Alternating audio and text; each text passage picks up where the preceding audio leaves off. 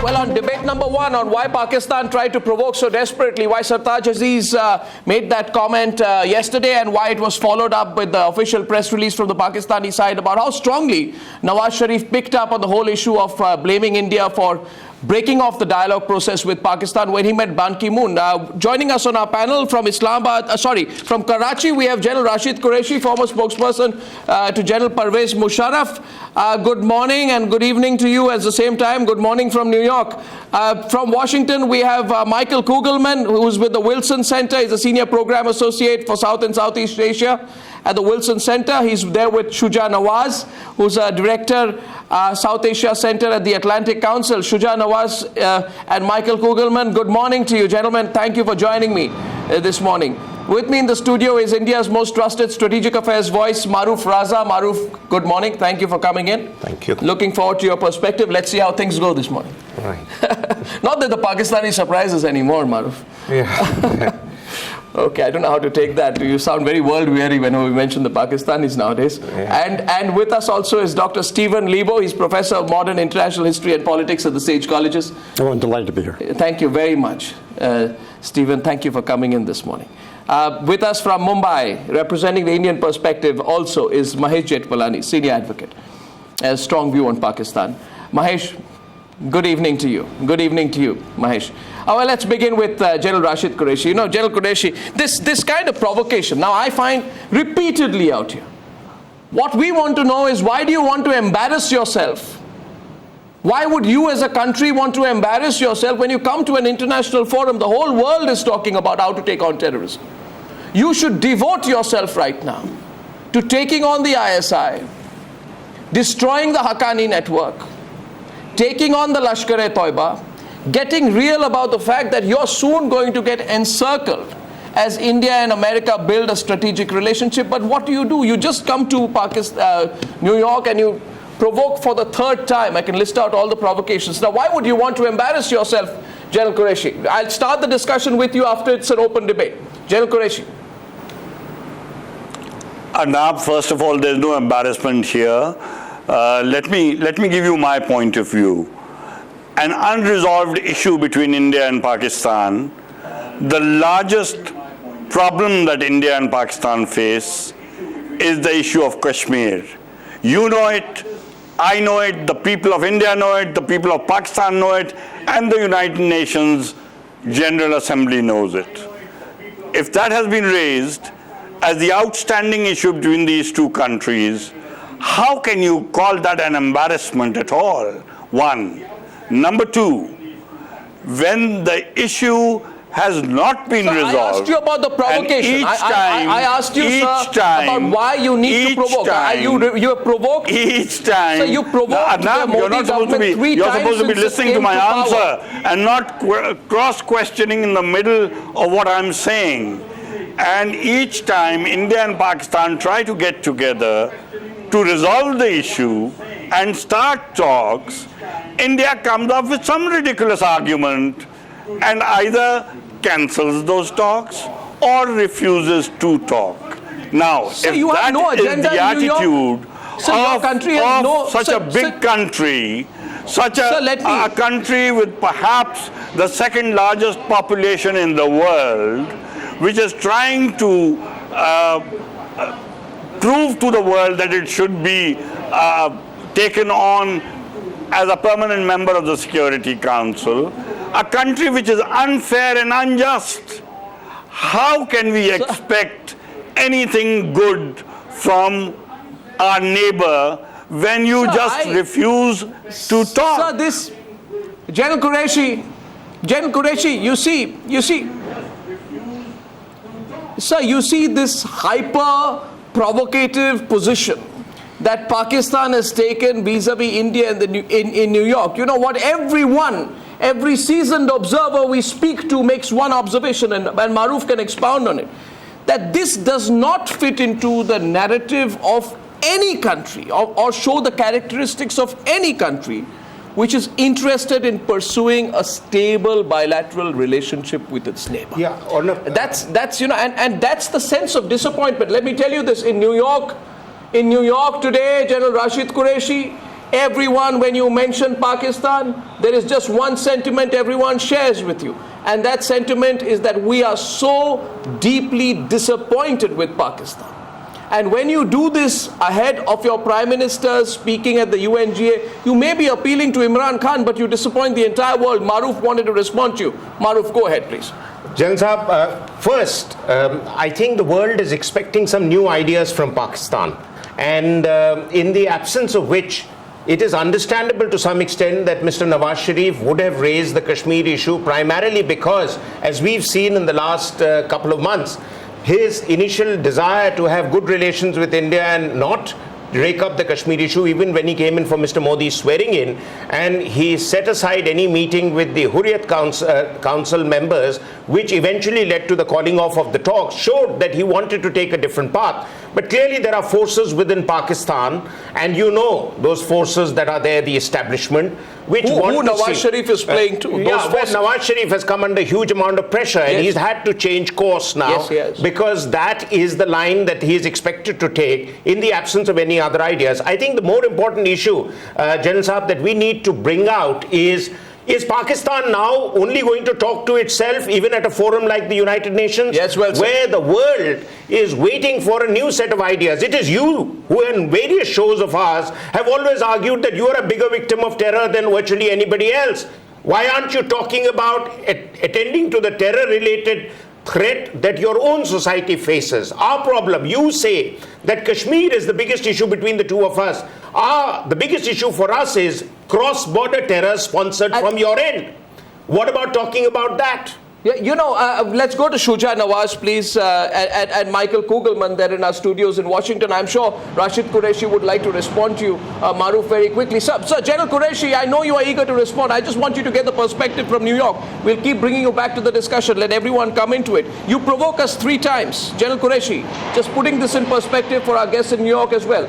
India's view is we've been provoked 3 times. One, when the Pakistan High Commissioner says the mastermind of 2611 is a free man, and he can go around wherever he wants to go. Second provocation, rewind to a day before August 18th, when India warned Islamabad that should their High Commissioner meet the separatists, then the talks at the Foreign Secretary level will be called off. Yet the Foreign Secretary level talks happen. And third time now, Shuja Nawaz, the question goes to you. The third provocation is that on the brink of Modi landing in New York, Sartaj Aziz goes on and on and on about how India overreacted by calling off the talks. Now, do you think the international community will blame India for calling off the talks, or look into the reasons why India called off the talks? Shuja Nawaz.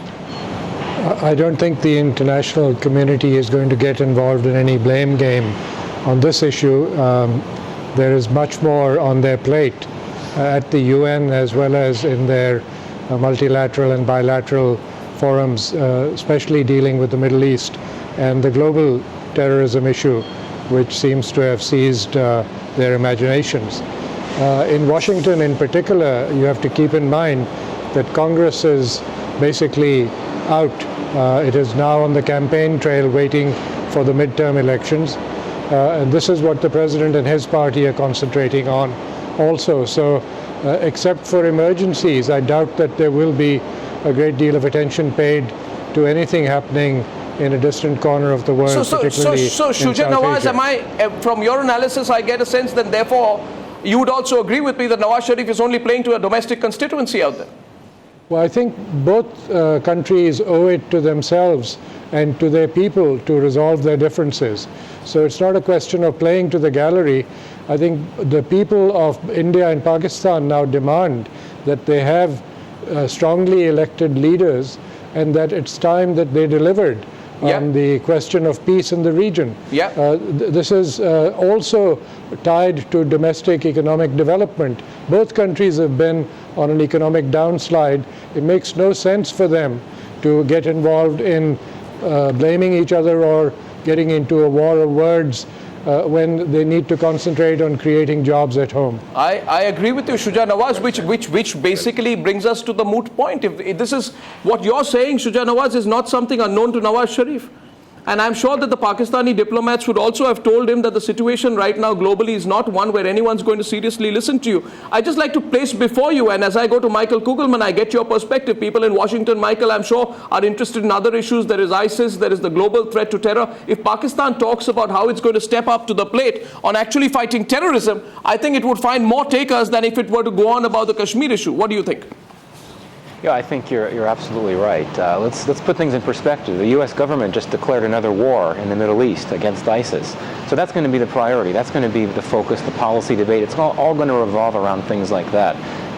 Certainly, I think that with the U.S. and the international combat role in Afghanistan winding down, I think that tension in this town on Pakistan will not necessarily go away or disappear, but I think there'll be much less of an interest in pursuing a deeper, open-faceted relationship with it. So there's not really going to be I don't think there's going to be quite as much engagement as there has been during these war years with U.S. forces in Afghanistan. But bottom line, I absolutely agree with Shuja Nawaz. The international community is really not going to be taking up this Kashmir issue, and certainly the U.S. government has so many other things on its plate now that it really sees this as something that's being played out between Pakistan and India, and certainly there's a strong desire here for some sort of agreement or something like that, but I think the realization here is that is not at all a realistic prospect anytime soon.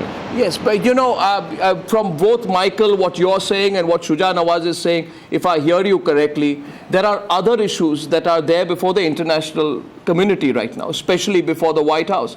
Therefore, when Nawaz Sharif comes here, and Rashid Qureshi, I hope you're listening to these two gentlemen, you see. I know that there is a hawkish community out there in Pakistan which would only like to hear Kashmir, Kashmir, Kashmir, and pretend and imagine and live in its own imaginary construct that the whole world is thinking about Kashmir. But these gentlemen bring to you another perspective today, Rashid Qureshi, that the world has really moved on. And it is completely naive to think that the government of Pakistan can come to the world stage and pretend to the international community that it was India's fault that talks were called off. Given the fact that it is a well-known fact, we gave you warnings, that Narendra Modi gave you warnings that the talks will be called off if you speak to the separatists. So you're making your domestic constituencies happy. But what you're getting as a result of that, Rashid Qureshi, is you're being really, this line is on deaf ears. It's water off a duck's back. Nobody's taking you seriously on these issues anymore. Let's go across to Stephen Luibo. Stephen, what do you think about this? The world is too concerned about other issues to really take Nawaz Sharif seriously. I would put it a little bit differently, but on the same issue. Kashmir is incredibly important, but not for the reasons we're talking about. It's easy to be trapped. The arguments, the geopolitical arguments of the last century. The Secretary General Ban Ki-moon was not out in the streets, last week, over Kashmir. He wasn't out in the streets over terrorism. Yes. He was out in the streets because there were 400,000 people outside that window who were concerned about climate change. And Kashmir is at the center of this, but it's Kashmir as it's connected to the Sandy that helped destroy a good chunk of this city. It is what just happened in the Philippines. I mean, the real issue is not really people from India or Kashmir, but what really occupied Kashmir, which was massive amounts of water. I mean, I was particularly struck. The biggest accomplishment, this incredibly exciting thing that India did in the last week. They sent, as we all know, this ship to Mars. Why does anybody care about Mars? Mars is a planet that used to have water and used to have air, and we're trying to figure out what happened. Those are the core issues of the 21st century. So you're saying that when somebody comes here and picks up the issue of Kashmir and picks up the issue of sort of India, we called off the talks, who called off the talks, it's not really going to be listened to seriously. What I'm saying quite simply is the world is concerned about something enormously bigger and larger. Kashmir is not much older than Kashmir, but Pakistan and India are much older than I am. But this core issue of whether people have enough food and water, and those are the core issues of the 21st century. I was very disappointed, frankly, that Prime Minister Modi arrived after the climate talks. Because if India is going to be in the 21st century leading, you have to be leading on the issue that people care about. My takeaway from what you're saying, Dr. Libo, is actually buttresses my same point. You get a sense that, Rashid Qureshi, please hear the reality. You can choose to be blind today, you can choose to be deaf. Now, everyone around the table can't be wrong. And it's not just that the hawks in Pakistan are right. You are being left out, and nobody really is going to listen to you when you go around about the same old blame game that India called off the talks. The world is a stake with India. The world's only stake with Pakistan is a compulsion that it has been an untrustworthy partner in the war on terror, which also is not going to stay with you for very long. Mahesh Jethmalani, what would you say to Rashid Qureshi? You know, there is a group in Pakistan which is very gung-ho. I'm sure, you know, today all over Pakistani television, Pakistan radio, all the state channels and the other channels is the news that there went our Prime Minister Nawaz Sharif and spoke about Kashmir and told Ban Ki-moon no compromise. Do you think, Mahesh, that even the people of Pakistan will take Nawaz Sharif seriously now, let alone India or the international community? No, Arnab, it's quite clear from what all the previous guests have said that this is really an attempt at appeasing a domestic constituency right now, because it's going to fall on deaf ears in the United States, given there's several other concerns globally. But you know, I'm not even so sure that the Pakistanis themselves are convinced about this. I mean, the real reason why they've done this is because of pressure from the army. And I suspect one of the strongest reasons why this is being raised right now is because of the popularity of the army in the recent flood relief. I think Pakistan is compelled to do it to again spread disaffection against India and its army through its position on Kashmir. The army right now has got a lot of kudos from the people in Kashmir, and people connected with Pakistan, the Hurriyat and separatists, have on the contrary been seen and perceived to be playing an extremely destructive role by making uncharitable and perverse remarks about the army efforts in Jammu and Kashmir. So it's a domestic constituency problem, and Pakistan is losing goodwill, and the Indian army and the Indian nation and Indian people are gaining a lot of goodwill in Kashmir. Now, one of the speakers, I think it was Shuja Nawaz, who said that peace, of course, peace is desirable in the neighborhood, and all countries must desire peace, particularly with their neighbors.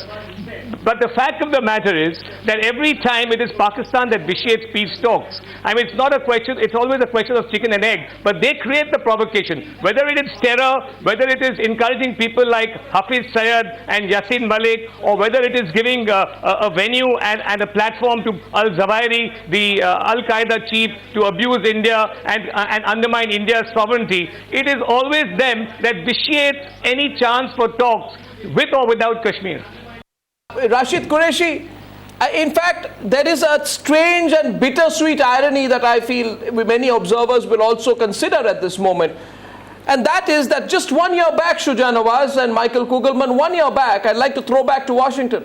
1 year back, Nawaz Sharif came, freshly scrubbed and a freshly elected Prime Minister of Pakistan. And what did he say before the UNGA? He said, I stand here before you once again as a result of a successful democratic experiment in Pakistan. And almost half his speech, Shuja Nawaz, went into talking about how the democratic forces in Pakistan are back to play and how they should be strengthened. Now we view, and when I say we, Shuja Nawaz, I must clarify that this is an Indian position, even though I bring this broadcast to you from New York. Our perspective is that Pakistan today, Nawaz Sharif has his hands tied.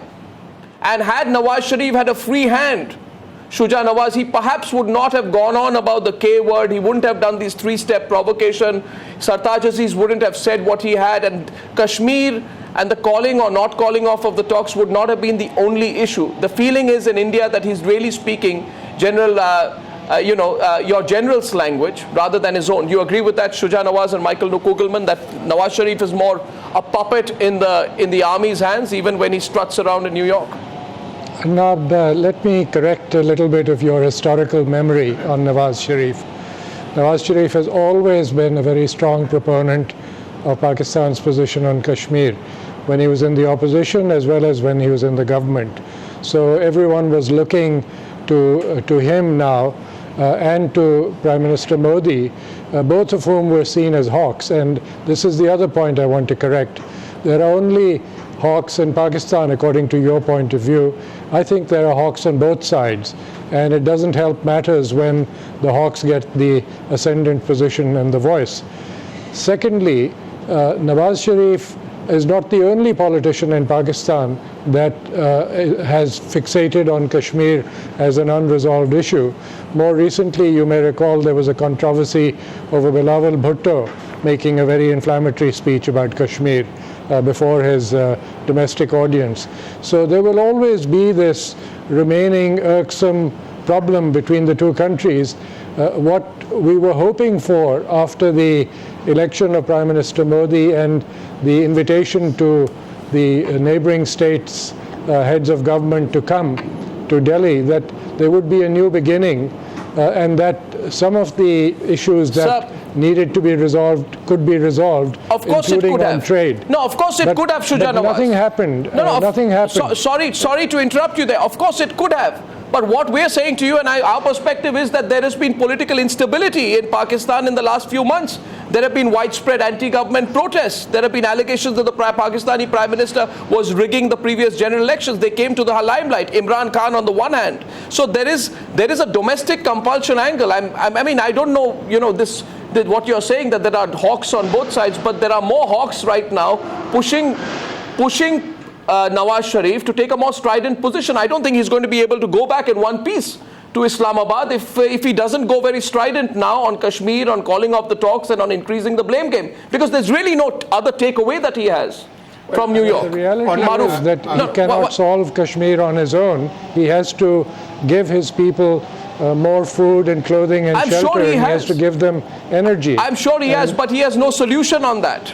Shuja Nawaz, he has no solution on that. So the only thing that he can go back with is that I made a strong comment on Kashmir, and maybe to hope that that's going to be played up by the local media and keep his critics at bay for at least some time. Maruf wanted to respond to you. Yes, Maruf. Shuja Saab, I mean, you've written extensively on Pakistan and the role of the army in Pakistan. So, I mean, if anybody would know better than any of us here about how the army continues to use Kashmir as the central rallying point for a number of issues. I mean, I would quote Christine Fair's most recent book, in which she talks about fighting to the finish and the whole philosophy of the Pakistan army, where Kashmir cannot be abandoned, because abandoning the Kashmir issue would be seen as defeat, not losing out every time against India, whether on the battlefield or in the UN or international forums. But I think more importantly, I had brought out a year ago when Mr. Sharif got elected, that there were really bigger challenges for him than to look at national security, which is a domain which the military guards very, very zealously in Pakistan.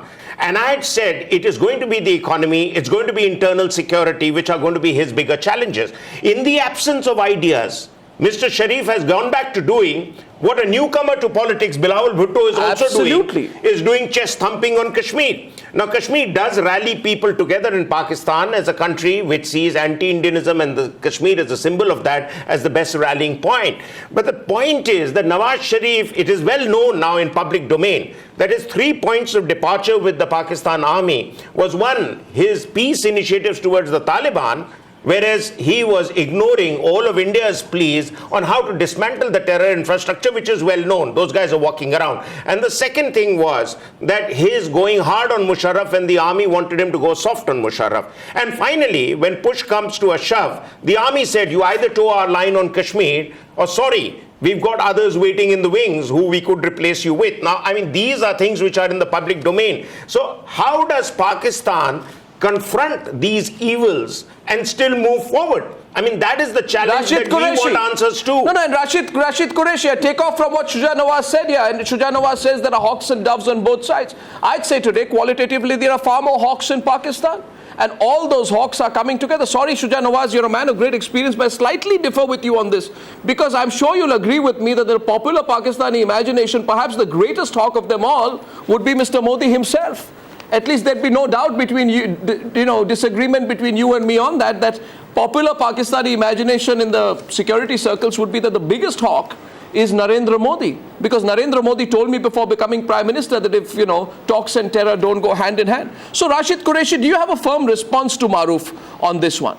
Because absolutely, the bottom line is this, that it was the Modi government. The problem that I see here invited Nawaz Sharif to the swearing in. Is Maruf and Arnab and all your experts, especially people coming from India, and I can understand that, take everyone's comments and twists it a little to present it as something that is in line with what India thinks.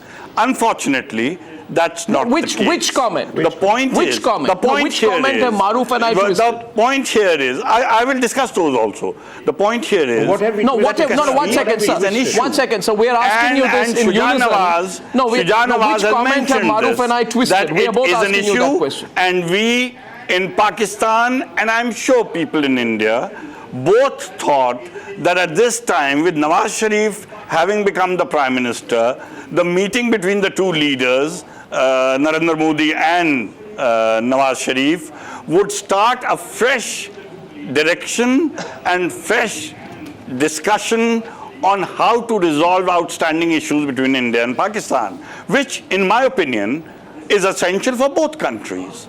However, that did not happen. Now, you keep blaming us, which and we Pakistan tried to keeps do. blaming India. No, I'm sorry. That doesn't matter. I'm sorry, really. sir. Please don't misrepresent facts. I'm sorry, sir. General Qureshi. General Qureshi. No, General you have Qureshi. to listen to what I have to say. So now, Okay, all let's of us, complete your I think the point. people of India and people of Pakistan, Finish your point. all together, there's no doubt in anyone's mind, want a peaceful coexistence between these two countries. It will benefit the peoples. Now, when we talk about issues, and there is no doubt in anyone's mind that there is a UN resolution on Kashmir. There is an issue between India and Pakistan which relates to Kashmir. And we need to talk about it and resolve it. And none of us, I think, neither India nor Pakistan wants violence. Nobody wants war. So, frankly, if we do not get together and discuss these issues, we will not be able to resolve them. That's one. Each time Kashmir is mentioned, India wants to close its eyes and like an ostrich bury its head in the sand and say that, oh, Pakistan's raking up Kashmir. They shouldn't talk about Kashmir, which clearly gives an indication to people all over the world that India doesn't want to discuss it. India wants to avoid an issue which it knows it will lose if it gets to a discussion point. So we'd want... Arnab, may I just respond? Sir, firstly, be very clear on it. Mahesh Jethmalani will respond. But please remember this, sir.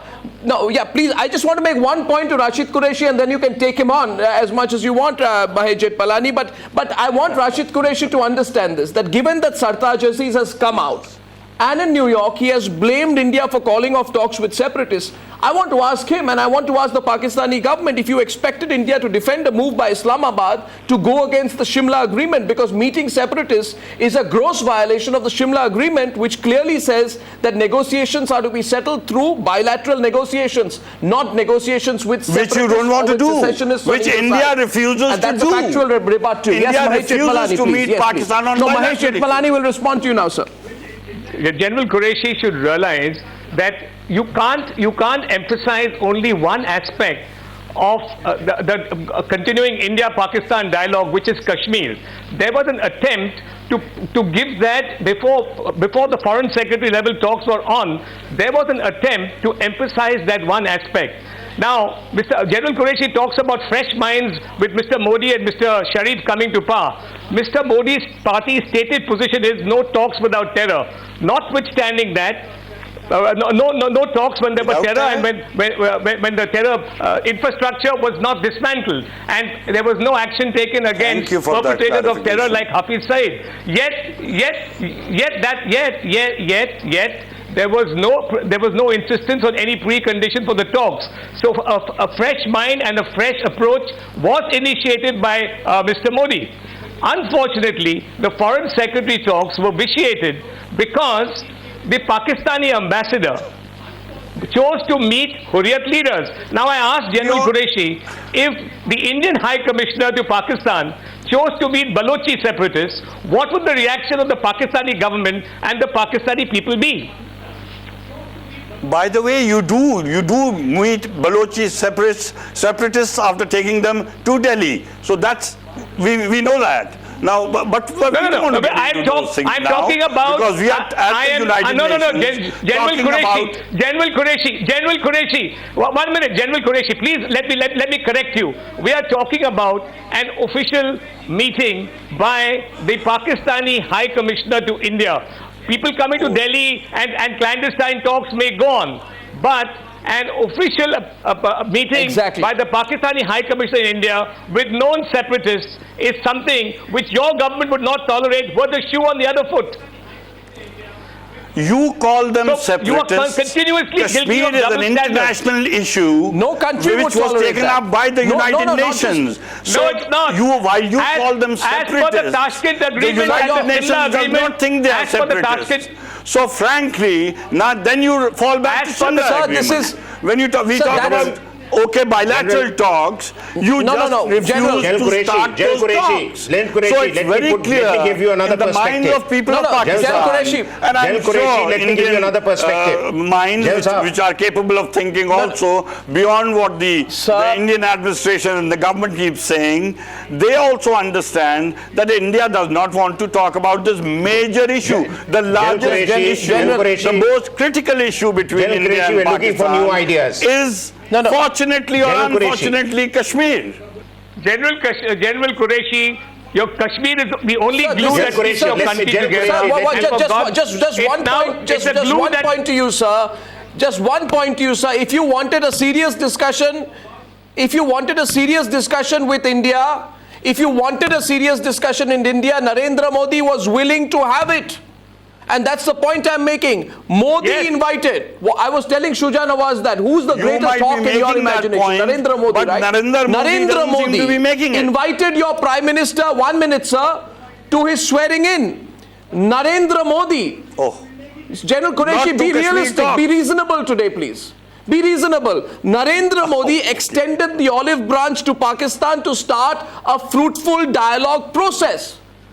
And it may not, you may not like it, but it was Narendra Modi who agreed to Foreign Secretary-level talks upon a request from the Pakistani Prime Minister within a record less than 100 days of taking over. And if you have any idea of Indian politics, Rashid Qureshi, any realistic idea, not a prejudiced, biased idea of Indian politics, then you would realize that it would be a very bold Prime Minister who would take all these moves with a great amount of sincerity.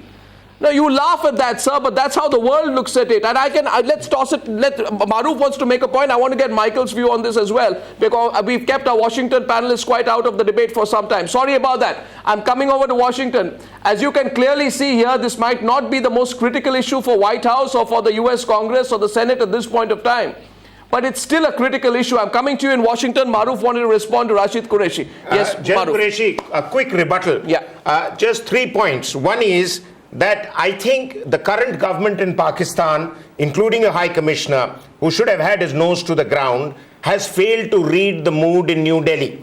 And therefore, to argue that you've been meeting separatists in the past, Mr. Nawaz Sharif never met separatists and Hurriyat leaders when he came for Mr. Modi's swearing in, though this was a line that was being pushed because he was wise. He wanted to, at that point of time, start a new chapter. You say India, Pakistan do not want to talk, Indian governments do not want to talk. You've been in this business for as long as I can remember as General Musharraf's spokesperson. Mr. Vajpayee did everything, including being the first person to invite General Musharraf to India, give him a state reception, and give him credibility as the newly sworn in president of Pakistan. So don't say that Indian governments haven't given Pakistani leaders the chance to find solutions. When you were in power with General Musharraf, do you recall that the Indian government refused visa to people from the northern areas of Kashmir who wanted to come to India to talk to the Indian government because it would be upsetting to the regime in Pakistan? We bypassed that issue simply because we cared for your sentiments and we respected the whole bilateral process. And finally, do you realize that you keep arguing on Kashmir? But what is the option over Kashmir that you have in mind? You have been a hands-on player. Except the secession of the valley back to Pakistan or the valley going to Pakistan, do you have any other solution over Kashmir? Let's have your official take on it. I think, Maruf, you know very well, when President Musharraf came over to India for the talks at Agra, a solution or a way forward was decided between the two delegations, which again India agreed to. The Indian Foreign Minister drafted the letter himself and then went back, and after 5 hours of waiting, came back, Vajpayee Saab came back and said what was the solution? that our cabinet doesn't agree. Now, hold on. After a delegation to delegation talks and one-on-one meeting between the leaders of these two countries, we agreed on a way forward, and then it goes back to your cabinet or whatever, and 5 hours later, a letter drafted by the Indian foreign minister, they come back and say that we don't agree. So you want to go back in history? Therefore, you want to the go message back 12 that years? was carried You want to go back by 12 President years? Musharraf back So to I know Pakistan, you're nostalgic, Rashid by the Qureshi, about delegation Agra that because you were went there, and but you want to go spoke back to you 12 years or you want to and talk came about the back to present? Pakistan, Since then, may I remind it was you? very clear that India had decided that Kashmir is an issue that perhaps, if ever discussed, whether in the United Nations or between the two countries bilaterally, India would lose out, and they didn't want to do that. Qureshi, you see, no country in the world today, Rashid Qureshi, and this question goes to Dr. Lebo. So, sorry to keep you out of the chat for so long. No, you know, I'm an outsider. I'm sitting here listening to a conversation that sounds to me like a battle over who controls the Kashmiri ballroom on the Titanic. I mean, the bottom line is that the glaciers in Tibet that feed the waters of India and Pakistan are failing. The Maldives are going under. The Bangladesh is going under. Pakistan has been devastated over and over again by floods. I mean, in the 21st century, national security is not an issue of the sort that we dealt with a generation ago. We are dealing with a completely different issue. And of course, Pakistan, thinks that India doesn't want to talk about the issue. But the real issue, I think, is that India needs to go beyond that. India needs to set priorities. What is threatening? Not India, but the people of South Asia. That is the topic that matters and which will bring people together. I take your point, but my only rebut to you on that one, Dr. Lebo, is that Hawaii is one of the states of the United States of America, and Hawaii is also going underwater because of global warming. Tomorrow, yes. If another country was to claim territorial sovereignty over Hawaii, America wouldn't give it up, saying that because of climate change it's going to go away anyway. And let's look at larger issues. There are issues of national security that are involved here, and issues of India's strategic interest. I'm going to come back to you in just a bit, Dr. Lebo. I want to go back to Shuja Nawaz, and first, before that, to Michael Kogelman. You see, Michael, the fact is that there is a very deliberate thought process going on here that Pakistan wants at least whoever in the international community is listening to believe that India is responsible for calling off the talks. In your view, since you follow South Asia very closely, in your view, will that be a script which will be seen to be believable by the international community and especially the United States of America? I think it's a script that's not really going to be paid much attention to in the near future. But I think, we've been talking throughout here about Washington really not paying much attention to this spat between Pakistan and India over Kashmir. I think that in this town, we're going to be talking about these issues a lot more in the coming months, especially next year, after most troops have left Afghanistan, and you have situations of Pakistani militant groups such as Lashkar-e-Taiba that have been fighting in Afghanistan. They've been fighting troops there. Once these troops leave, I think that these extremist organizations that are anti-India to the core will be returning or redirecting their attention to Kashmir and to India. And I fear that the line of control could become a really, really big flashpoint, even more than it is now, in the coming months and years. And I think at that point, Washington will come out of its stupor, so to speak, and wake up to the fact that Kashmir really is a big deal in the context of stability and the context of international security. I think that's going to be something to talk about in the coming months. But I think you need confidence-building measures. India and Pakistan, there's no way they're going to see clearly or see the same on the Kashmir issue unless things happen first. And I think it's important to acknowledge that in recent years there was fairly significant levels of diplomacy between the two countries. The civilian governments meeting together, cricket diplomacy, all of that. And let's not forget that Pakistan, not too long ago, finally agreed to give most favored nation status to India. So there is movement toward trade normalization, which would be a huge confidence-building measure. And I think that Pakistan would not have agreed to do that unless the security establishment in Pakistan agreed to it. So I think that there is potential. It's just that now, given the domestic political climate in Pakistan, with Nawaz Sharif really cut down to size with this recent political crisis, it's going to be very difficult for forces within Pakistan that are willing to be a bit more optimistic and open-minded on dealing with India writ large, and by definition on the Kashmir issue. It's going to be more difficult to move ahead in the coming months. Well, I mean, Michael, I hear what you're saying here, but I'm a bit surprised actually, Michael, with your perspective, because I would have thought that with the global fight against terrorism becoming center stage, this would be the moment to actually talk about the issues of terrorism in the Indian subcontinent. This would be the time to talk about what happens with the Haqqani network. This would be the time to talk about the Lashkar-e-Toiba, to talk about the way in which these groups are getting funding and protection and patronage, about how the American dollars which are being pumped into the region are actually funding the entire terror organization which is there in North Waziristan. Michael, can I just take you up on that? Are you saying that today America has become so utterly myopic, or perhaps desperately worried about what's happening with the ISIS, that they have absolutely no concern for the Al-Qaeda, which is getting the ISI's patronage, about the Lashkar-e-Toiba, against whom there are Security Council resolutions? I'm sure, Michael, you're not suggesting that all these issues are not issues of concern for the White House, especially at a time when this was the theme of Obama's speech before the United Nations General Assembly. No, of course, absolutely. International terrorism remains a core objective, or getting rid of it is a core objective for the U.S. government, for sure. But I think that, you have to look at these things relatively. ISIS is perceived as, and also these new revelations, these new groups like Khorasan, groups like that in the Middle East are perceived as more of a threat to the United States. And that's really the big issue here, is that these are groups that are seen as more of an immediate threat to the United States. So naturally the U.S. government would be more focused on them. I certainly would argue, though, that the U.S. Washington is looking very closely. Because Michael, if there is one concern that we have. Generally, we have seen this experience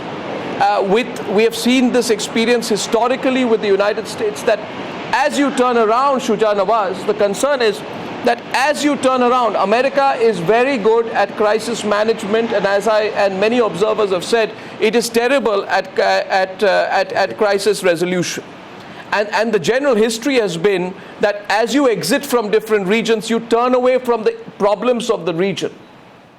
There's much more than that. Let me go along with what Dr. Kugelman said.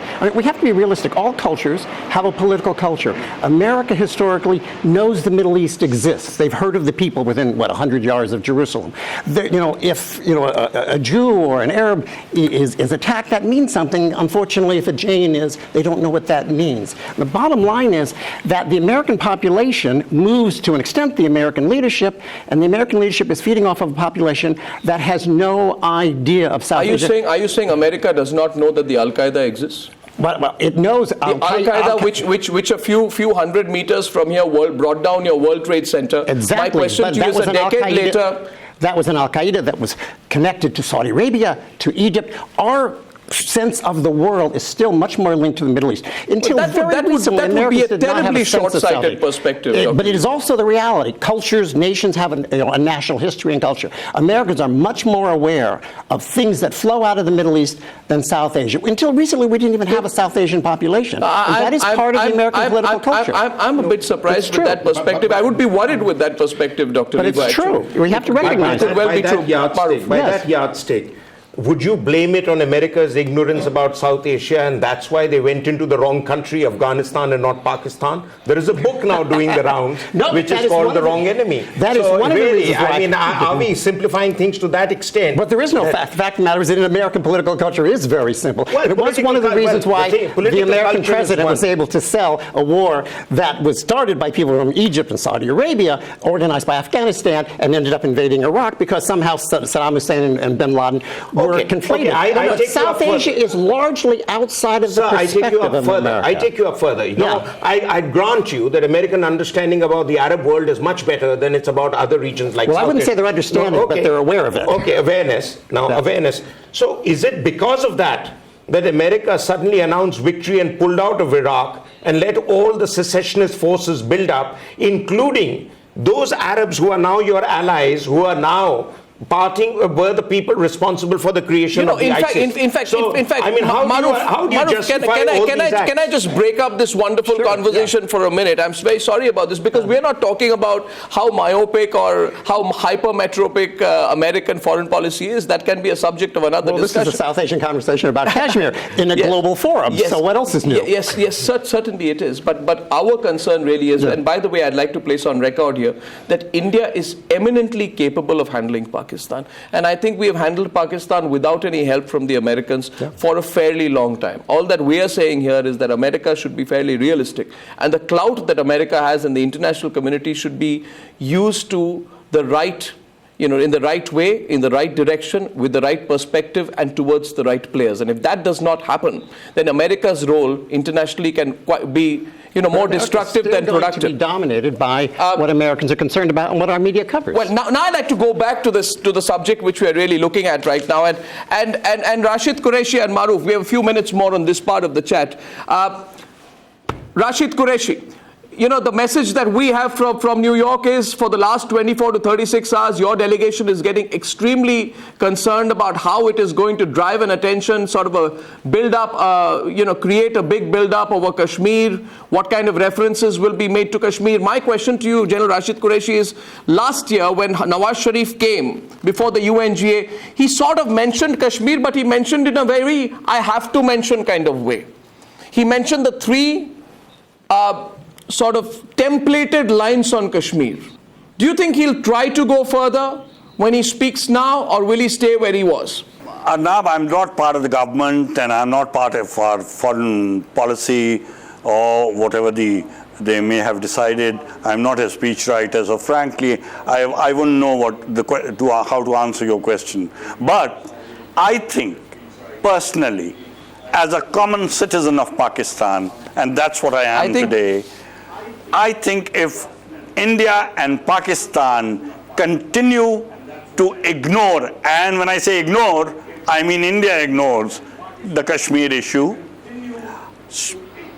behaves like an ostrich, puts its head down in the sand and says Kashmir problem does not exist, Sir, we will not move further. I think Pakistan and India need to squarely face this issue. We need to discuss it between the two countries. If you want to do it bilaterally, if you want the United Nations to come in, there's already a resolution on that, I want to remind you, General Qureshi, and because I have a little time, I want to go to Mahesh Jetmalani on Kashmir. If we do not, there will be very little chances of peace in our region, and if there is no peace in our region, then progress of Pakistan that you and the play people of again India and again will and be again. hampered. If there is one thing, I think no. Listen, the problem with you is that you don't want to listen to a dissenting view. You take on the Americans until they agree to your way of thinking. You don't let off. If you don't make me agree to how you're thinking, you don't want to listen to it. That's not how issues are resolved. And I think you need to take that into account. Sir, I take it into account, but I think you should, I think, sir, that you should also take into account today that India is a country, it's one of the largest economies of the world, it's one of the largest armies in the world, it has the greatest significance, it's one of the biggest business players with America. And therefore India will do everything it can. And the sense I get from New York, sir, is that you should be prepared for India doing everything it can to take you head on in the international community and twist its position to its own advantage. Because this is not the 1950s. The Cold War is over. You're not going to get the American funding for far too long. And you should now prepare for the future where global realities have changed. In fact, as Narendra Modi wrote in the Wall Street Journal, this is a moment of global flux. and we are big players. We know our position, and we are certainly going to flex our bit of muscle now. Mahesh Jetmalani, please. I saw you raise your hand there when Rashid Qureshi was speaking. Yes, Mahesh. Well, but Arnab, it's heartening to note that for all his waxing eloquent in the UN, which we expect, or saber rattling as the case may be, America's present policy at least is one of benign neglect. So really speaking, so far as South Asia is concerned, frankly speaking, it's only going to be a cry in the wilderness, and we shouldn't be unduly worried, perturbed, or losing much sleep about this. But just a thought for General Qureshi: if he feels that talks should, and if he has any influence on the powers that be in Pakistan, I know he calls himself a common citizen, but he's far more than that. If he feels that talks should be resumed, perhaps he should now look at the Indian perspective and, for a change, worry about Indian sensitivities. The last one being, which we were offended by, was the talk by Abdul Basit with the Hurriyat. Perhaps if Abdul Basit was recalled as ambassador as acknowledgement that what he did was an egregious faux pas, then perhaps talks may resume. Maybe he should ponder on that and spread that message in Pakistan in the circles that he moves in. I'm wrapping up right now, totally short of time, but the mood has changed. The mood has changed in New York, and the mood has also changed in India, because this is not the same India where Manmohan Singh, 2 months after the July train bombings in 2006, went and said that Pakistan, like India, is a victim of terrorism. That kind of compassionate, extra compassionate point of view towards Pakistan, which has given you the leverage to play this card again and again, is not going to happen again. I thank you all very much for joining me on this chat. Gentlemen, on the News Hour tonight, I'll be back very soon.